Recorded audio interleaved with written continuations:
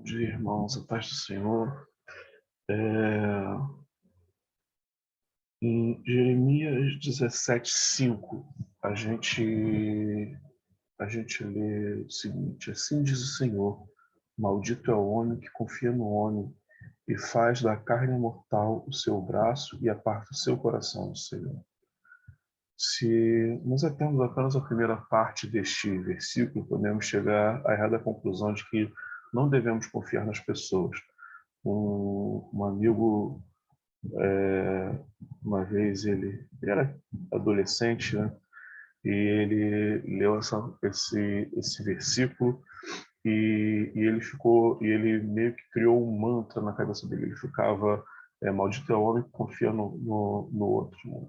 Aí a, a, ele já trabalhava, ele pegou o dinheiro do salário e colocou no bolso, e a mãe dele falou assim: ó, filho, você não deve andar com tanto dinheiro, porque pode acontecer alguma coisa, você pode ser assaltado e, e você precisa prestar atenção nessas coisas. E ele ficou pensando: não, mas o teu homem confia no outro. E o pai dele pegou, falou a mesma coisa, e ele continuava com aquilo na cabeça, né? Maldito é o homem que confia no outro. Ele pegou, foi para a rua com todo o dinheiro do salário, foi para o centro do Rio, passou um pouco, não passou 20 minutos lá no centro, e foi assaltado. E aí ele chegou à conclusão de que na multidão de conselhos há sabedoria. Ele devia ter seguido o conselho que seus pais haviam lhe dado naquele momento. O que o versículo está dizendo não é que não devemos confiar nas outras pessoas, é que nós não devemos confiar em nós mesmos, pois se assim fizermos, a gente está fadado à ruína. Quando a gente confia demais em si mesmo, nas coisas que a gente pode fazer, a gente pode ir, ir para um caminho que pode nos destruir. Um, Em Gênesis 3, 14, 15, lemos o seguinte: então o Senhor Deus disse à serpente: visto que isso fizeste, maldita serás todos os animais domésticos, e o és entre todos os animais selváticos. Rastejarás sobre o seu ventre e comerás do pó da terra nos dias de sua vida. Porém, inimizade entre ti e a mulher, entre a tua descendência e o seu descendente. E este lhe ferirá a cabeça e tu lhe ferirás o calcanhar. Esse trecho ele fala sobre como Adão e Eva foram expulsos do Éden, mas faz uma promessa de que um dia poderiam retornar, de que um dia a descendência de Adão e Eva iriam esmagar a cabeça do inimigo, esmagar a cabeça da serpente, e que eles retornariam ao seu estado de pureza. Uma pureza a pureza que eles tinham no Éden era algo maravilhoso, porque o Senhor estava naquele lugar, o Senhor estava ali diariamente, e aqueles momentos onde eles tinham o Senhor junto com eles, era um momento onde eles tinham vida, onde eles tinham o conhecimento, e por querer conhecer as coisas sem precisar de Deus, eles comeram daquele fruto. E esse fruto gerou a separação entre o homem e Deus, fez com que eles que eles ficassem impuros, e dessa forma eles não podiam permanecer na presença de Deus. Mais à frente, no texto de Gênesis, a gente vê que Caim ele era para os seus pais a esperança de que ele seria esse que esmagaria a cabeça da serpente, esse que poderia trazer essa religação com esse retorno ao jardim de Deus.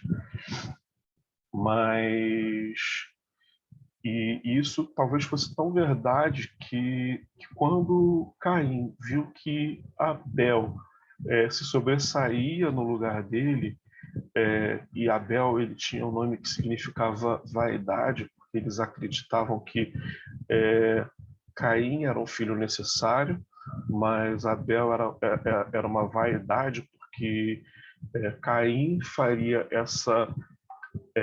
com que eles se reunissem novamente com Deus, mas Abel ele era algo que talvez eles não era um filho que eles talvez não precisassem. E eles precisavam fazer esses sacrifícios para que pudessem se purificar e através dessa purificação ter um momento com o Senhor, ter um momento de comunhão com o Senhor. E só que quando Abel se sobressai a Caim, Caim não entende que ele precisava melhorar a sua forma de agir. E, e ele ele simplesmente cai no erro que afasta ele mais ainda do Senhor, né? Ao assassinar o seu irmão. Outro personagem que cria muito em si mesmo nas promessas e nas bênçãos que ele receberia pela as promessas das coisas que ele receberia por ser amado pelas pessoas que estavam ao seu redor, era Esaú. Ele era conhecido por ser forte, valente, por ser um caçador habilidoso e por ser ruivo, né? No texto de Gênesis 25, 30 a 34, a gente lê: e lhe disse: peço-te, me deixe comer um pouco deste cozinhado vermelho, pois estou esmoerecido. Daí chama-se Edom. Edom significa vermelho. Disse Jacó: vende-me primeiro o teu direito de primogenitura. E ele respondeu: estou a ponto de morrer. De que me aproveita o direito de primogenitura? E disse Jacó: jura-me primeiro. E ele jurou e vendeu o seu direito de primogenitura a Jacó. Pois Jacó e Esaú deu, pois, Jacó a Esaú pão e o cozinhado de lentilhas. E ele comeu e bebeu. Levantou-se, saiu, e assim desprezou Esaú o seu direito de primogenitura. Esse direito de primogenitura era, na época, o dinheiro de ter 2 vezes a herança que o seu irmão ia ter. Como eles eram apenas 2 irmãos, a herança tudo que Isaac iria deixar para Esaú e Jacó seria dividido em 3 partes, e Esaú receberia 2 partes e Jacó apenas uma. Jacó também fazia parte do direito de primogenitura ser o patriarca. Ele iria comandar os negócios da família, ele deveria cuidar de todas as pessoas que estavam debaixo de si, que estavam ao seu alcance. E ele também tinha esse peso, essa responsabilidade espiritual de guiar a sua família e as pessoas que estavam consigo para Deus, né? Ele tinha essa responsabilidade espiritual, por assim dizer. Mas Esaú ele despreza esse direito de primogenitura simplesmente porque estava com fome. A bênção que Isaac se prepara para entregar a Esaú era a bênção que o primogênito deveria receber, mas ele iria abençoar a Esaú porque ele era o seu filho predileto. Isaac queria as melhores coisas para o seu filho predileto. E Jacó, a bênção que Jacó iria receber estavam atrelados ao que Esaú poderia receber. À medida que Esaú fosse abençoado, Jacó seria abençoado também. Mas como, no caso, a esposa de Isaac faz um estratagema para que Jacó recebesse essa bênção de Isaac, Jacó acaba tendo que sair de casa porque Esaú queria o matar. E ele sai de casa apenas com algumas coisas com algumas poucas coisas que recebeu e a bênção que recebeu do pai dele. E quando ele volta para aquela terra, ele recebe, ele pode entregar uma grande quantidade de presentes ao seu irmão. E ao ver a forma que o seu irmão saiu e a forma que o seu irmão voltou, Isaac tem o seu coração quebrantado e perdoa Jacó. Outro personagem que também havia sido escolhido por Senhor, mas não entendia o real peso do que o Senhor poderia fazer através de sua vida, foi Saul, que demonstra algumas vezes que o seu coração não estava no Senhor. Em 1 Samuel 13, do 9 ao 14, a gente lê o seguinte trecho. Então disse Saul: trazei-me aqui o holocausto e ofertas pacíficas, e ofereceu o holocausto. Mal acabara de oferecer o holocausto, e eis que chega Samuel. Saul lhe saiu ao encontro para saudar. Samuel perguntou: o que fizeste?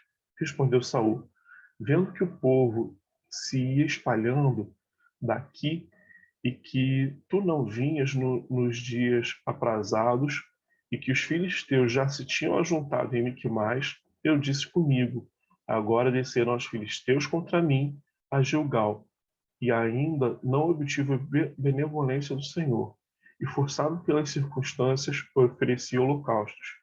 Então disse Samuel a Saul: procedeste neciamente em não guardar os mandamentos que o Senhor, teu Deus, ofereceu, pois teria agora o Senhor confirmado seu reino, o reino de Israel sobre o Senhor teria confirmado o teu reino sobre Israel para sempre. Já agora não subsistirá o teu reino. O Senhor buscou para si um homem que lhe agrada e lhe ordenou que seja príncipe sobre o seu povo, porquanto não guardastes o que o Senhor ordenou. Aqui, Saul, ele não demonstra que ele não conhecia as coisas que Deus havia feito no passado de Israel, que Gideão, com apenas 300 homens,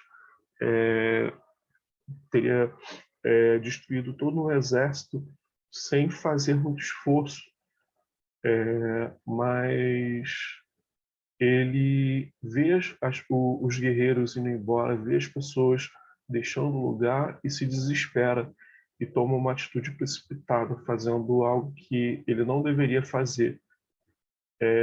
Não era responsabilidade dele como rei fazer sacrifícios, não era responsabilidade dele de guiar o povo em direção ao Senhor. Ele deveria, naquele momento, apenas esperar. E ele, por fazer, por fazer isso, ele, ele, ele acaba sendo repreendido por Samuel. E em 1 Samuel 15, 24, 28, ele faz isso novamente. Então disse Saul a Samuel: pequei, pois transgredi o mandamento do Senhor e as tuas palavras, porque temi o povo e dei ouvidos à sua voz. Agora, pois, te rogo, perdoa-me o meu pecado e volta comigo, para que adore ao Senhor. Porém, Samuel disse a Saul: não tornarei contigo, visto que rejeitaste a palavra do Senhor, já que ele te rejeitou a ti, para que não sejas rei sobre Israel. Virando-se Samuel para ir, Saul segurou a orla do manto, e esse se rasgou. Então Samuel lhe disse: o Senhor rasgou hoje de ti o reino de Israel, e deu ao teu próximo, que é melhor do que tu. Aqui, Deus havia mandado Saul que destruísse todo o povo dos Amalequitas, pessoas e gados. Não era para que eles fizessem prisioneiros naquele momento. A gente vê a história de Esther que o rei que ele preservou aqui teve descendentes que tentaram assassinar também os israelitas, mas não vem ao caso nesse momento. Mas Saul ele se preocupou mais no que as pessoas pensavam do que Deus pensava dele. E o que mais me chama a atenção nesses três personagens é que eles tinham uma posição de destaque, eles eram amados e reconhecidos pelas pessoas que os rodeavam. Mas eles tinham mais preocupação com o que as pessoas pensavam do que com agradar a Deus. Paulo adverte aos romanos: rogo-vos, pois, irmãos, pelas misericórdias de Deus, que apresentais o vosso corpo por sacrifício vivo, santo e agradável a Deus, que é o vosso culto racional. E não vos conformeis com esse século, mas transformai-vos pela renovação de vossa mente, para que experimenteis qual seja a boa, agradável e perfeita vontade de Deus. Porque pela graça que me foi dada, digo, dentre vós que não pense de si mesmo além do que convém, antes pense com moderação, segundo a medida da fé que Deus já partiu a cada um. Paulo está dizendo aos crentes da igreja de Romanos mais ou menos isso: pela misericórdia do Senhor, se entreguem completamente ao Senhor, e isso sim é adorar a Deus de verdade. Não fique imitando o mundo, mas permitam que o Senhor mude sua forma de pensar completamente, para que entenda o que agrada a Ele de verdade. Creio que Deus tem sido bom comigo por me colocar em um posto de liderança e, e, e, e parem de se achar melhores uns que os outros, mas sejam mais moderados nesse sentido, e não é para falar para que os outros façam isso, é para que vocês pensem sobre as suas próprias vidas. Saul se importava mais com o que as pessoas pensavam dele do que o Senhor pensava dele. Isaú vendeu o que tinha de mais precioso e depois quis burlar uma tradição para benefício próprio. Caim não entendeu que a promessa não era para ele, mas para a descendência, o que apontava para Cristo. Deus fez promessas em sua palavra que podem se cumprir ou não em nossas vidas, dependendo das atitudes que tomamos, dependendo das coisas que pensamos sobre nós mesmos e sobre os outros. Por isso, que possamos ter nossos corações abertos para que o Senhor possa trabalhar e mudar a nossa forma de pensar e agir. Senhor Deus e Pai Eterno do Céu, muito obrigado, Deus, porque sabemos que precisamos, Senhor Deus, mudar as nossas próprias formas, Senhor Deus, de pensar, de agir, para que a sua vontade seja feita, Senhor Deus, em nossas vidas. Senhor Deus, que o nosso coração possa ser esse terreno fértil, onde a sua palavra cresça, Senhor Deus, e que nossa mente, Senhor Deus, seja um local onde a tua palavra possa crescer e que possamos, Senhor Deus, agir de forma a louvar e engrandecer o teu santo nome, Senhor Deus, pois isso é a coisa mais maravilhosa que pode acontecer em nossas vidas, Senhor Deus. Ter nossos corações mudados para que o Senhor possa agir através de nós. Em nome do seu Filho amado, Jesus Cristo. Amém.